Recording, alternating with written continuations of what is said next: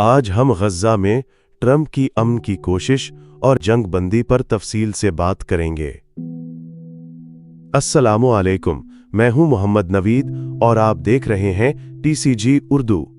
क्या आपको लगता है कि गज़ा में वाकई अमन लौट आया है? क्या वो जंग बंदी जिसे अमेरिका ने मिडल ईस्ट में एक नई तारीखी सुबह करार दिया है, वो अपनी बुनियादों पर खड़ी हो सकेगी? ये एक इंतहाई अहम सवाल है, क्योंकि बज़ाहिर तो 2 साल की तबाहकुन जंग रुक गई, कुछ यरगुमालियों का तबादला भी हुआ, लेकिन ज़मीन पर हालात इस मुआहदे की नफ़ी कर रहे हैं। सवाल ये है कि क्या ये अमन एक हकीकत है या सिर्फ एक सफारती थिएटर जो वाशिंगटन के अपने मफादात की तकमील के लिए सजाया गया है? ये जंग बंदी 13 अक्टूबर 2025 को मिस्र के शर्म शेख में एक बड़ी तकरीब में बाज़ाब्ता तौर पर अमल में आई, जहां सदर डोनाल्ड ट्रंप और 30 से ज़ायद आलमी रहनुमा मौजूद थे। पस मंज़र क्या है? गज़ा में ये जंग 68,000 फ़लस्तीनी जानों की कीमत ले चुकी थी और इंफ्रास्ट्रक्चर का 85% हिस्सा तबाह हो चुका था। बैनुल अक़वामी ज़राए का कहना है कि तामीर नौ पर तखमीना $70 अरब है। ट्रंप इंतज़ामिया की असल तरजीह इसराइल और सऊदी अरब के दरमियान ताल्लुकात को मामूल पर लाना है, जिसे वो अपने दौरे सदारत की सबसे बड़ी मीरास समझते हैं। इसी मकसद के लिए गज़ा के तनाज़े को हटाना ज़रूरी था। ये बात वाज़ेह हो चुकी है कि अमरीकी सदर ने इसराइली वज़ीर आज़म नेतन्याहू को ये डील कबूल करने के लिए दबाव डाला, जिसे वो हिचकिचा रहे थे। लेकिन मसला सिर्फ डील पर दस्तखत का नहीं है। बात यह है कि ट्रंप का 20 नुकाती अमन मंसूबा, जिसे अभी सिर्फ फेज़ 1 में जुज़वी तौर पर लागू किया गया है, उसकी बाद की शक्कें ज़मीन पर मौजूद हक़ाइक़ की वजह से मुकम्मल तौर पर नाकाबिले अमल दिखाई देती हैं। पहले मरहले में लड़ाई रुकी, IDF येलो लाइन तक पीछे हटी और कैदियों यरगुमालियों का महदूद तबादला हुआ। लेकिन बाद के मराहिल में हमास का मुकम्मल तौर पर गैर मुसल्लह होना, गज़ा की मुकम्मल डिमिलिटराइजेशन और हमास को निकालकर एक टेक्नोक्रेटिक हुकूमत का क़याम शामिल है, जिसकी सदारत खुद ट्रंप करेंगे। गज़ा में हमास का मौक़िफ़ बिल्कुल दो टोक है। 2 साल की जंग ने उनकी अस्करी और सियासी क़ुव्वत को कमज़ोर किया है, मगर ख़त्म नहीं किया। हमास ने वाज़ेह तौर पर गैर मुसल्लह होने या अपनी सुरंगों के वसी नेटवर्क को ख़त्म करने की किसी भी मुतालिबे को मुस्तरद कर दिया है, बल्कि IDF के येलो लाइन तक पीछे हटने के फौरी बाद हमास ने उन मकामी गिरोहों को सख्ती से कुचल दिया जिन्होंने इसराइल के साथ ताउन किया था। बाज़ इत्तलाआत के मुताबिक इसमें झड़पें और अवामी सज़ाएं भी शामिल थीं। ये एक वाज़ेह पैगाम था कि गज़ा की हकीकी अथॉरिटी सिर्फ वही हैं। हमास के सियासी ब्यूरो के एक रुकन मोहम्मद निज़ाल का कहना है कि वो जंगबंदी को 3 से 5 साल के लिए बढ़ाना चाहते हैं, बग़ैर किसी गैर मुसल्लह होने की यकीन दहानी के।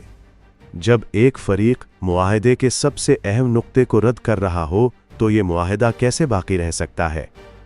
वही दूसरी तरफ वज़ीर आज़म नेतन्याहू की हुकूमत भी एक जाल में फंसी हुई है। इनकी सियासी बका अब भी दाएं बाजू के इंतहा पसंद इत्तेहादियों के मुतालिबात से जुड़ी है, जो इस अमन मंसूबे को हथियार डालने का अमल करार दे रहे हैं।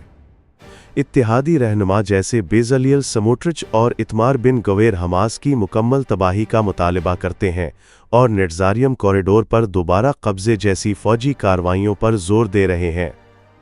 नेतन्याहू की हुकूमत हमास की इस ज़िद को एक मौका के तौर पर देख रही है।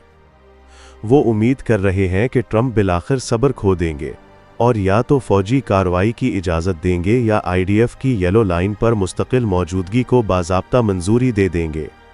आलमी मीडिया के तज्ज़ियों के मुताबिक इसका मतलब गज़ा की 53% पट्टी पर इसराइल का मुस्तकिल कब्ज़ा होगा। और सवाल उस बैनुल अक़वामी फ़ोर्स का है जिसे गज़ा की सिक्योरिटी संभालनी थी। अरब रियासतें फ़ौजी भेजने को तैयार नहीं हैं, क्योंकि वो कब्ज़ा गिर और इसराइल के मुआविन कहलाने से डरते हैं। नेतन्याहू ने इस फोर्स की तश्कील पर वेटो पावर इस्तेमाल करते हुए तुर्की की शमूलियत को भी रोक दिया है। इस फोर्स की अदम मौजूदगी IDF को गज़ा में गैर मुअय्यना मुद्दत तक रहने का बहाना फराहम कर रही है। यहाँ तक कि अमरीकी इंतज़ामिया के एक अहम रुकन जैरेड कश्नर अब एक ऐसी तजवीज़ पर काम कर रही हैं जिसके तहत तामीर नौ के फंड सिर्फ उन इलाकों को फराहम किए जाएंगे जो इसराइल के कंट्रोल में हैं। सिफारती मुबसरीन के मुताबिक ये गज़ा की मुस्तकिल तक़सीम की जानिब एक पहला कदम है, लेकिन जब गज़ा में ये नाजुक तवाज़ुन डिगमगा रहा है तो इसराइल ने मगरिबी किनारे में एक नई मुहाज़ आराई शुरू कर दी है। नेतन्याहू ने अपने इत्तेहादियों को खुश करने के लिए खुफिया तरीके से इल्हाक की पॉलिसी को तेज़ कर दिया है। अक्टूबर 2023 से अब तक इसराइली आबादकारों ने 114 नई गैर कानूनी चौकियां कायम की हैं। फ़लस्तीनियों की 13,000 एकड़ से ज़ायद ज़मीन ज़ब्त की गई है और अक़वाम मुत्तहिदा के आदाद-ओ-शुमार के मुताबिक जंग के आगाज़ से अब तक 3,000 से ज़्यादा आबादकारों की तरफ से तशद्दुद के वाक़यात रिकॉर्ड किए गए हैं।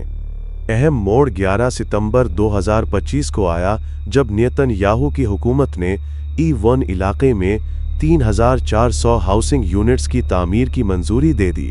ये एक सियासी ज़लज़ला है। E1 मंसूबा यरूशलेम से मालिया अदोमिम की बस्ती तक एक मुसलसल इसराइली ज़मीनी राहदारी बनाएगा जो अमली तौर पर मगरिबी किनारे को 2 हिस्सों में काट देगा और एक काबिल अमल मुसलसल फ़लस्तीनी रियासत के किसी भी इम्कान को मिलियामेट कर देगा। वज़ीर बेज़ाली समोट्रिच ने उसे 2 रियासती हल की तदफीन करार दिया है। हैरत की बात यह है कि ट्रंप इंतज़ामिया ने उस पर खामोशी इख्तियार की है।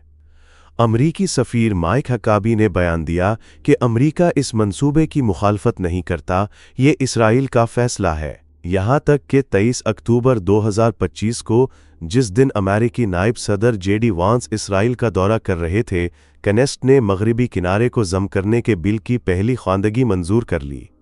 ये वाशिंगटन की इल्हाक की मुखालिफत को एक शदीद चैलेंज था।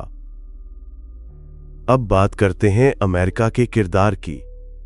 वाशिंगटन ने नेतन्याहू पर अदम एतमाद की वजह से जंगबंदी के नफाज की बराह रास्त जिम्मेदारी संभाल ली है। इसराइली मीडिया ने उसे अमेरिका की निगरानी करार दिया है। इसराइल में 200 अमरीकी फौजी तैनात किए गए हैं और American higher rank office bearers का एक मुस्तकिल सिलसिला यरूशलेम का दौरा कर रहा है, जिसमें जैरेड कश्नर, नायब सदर JD वांस और secretary of state Marco Rubio शामिल हैं।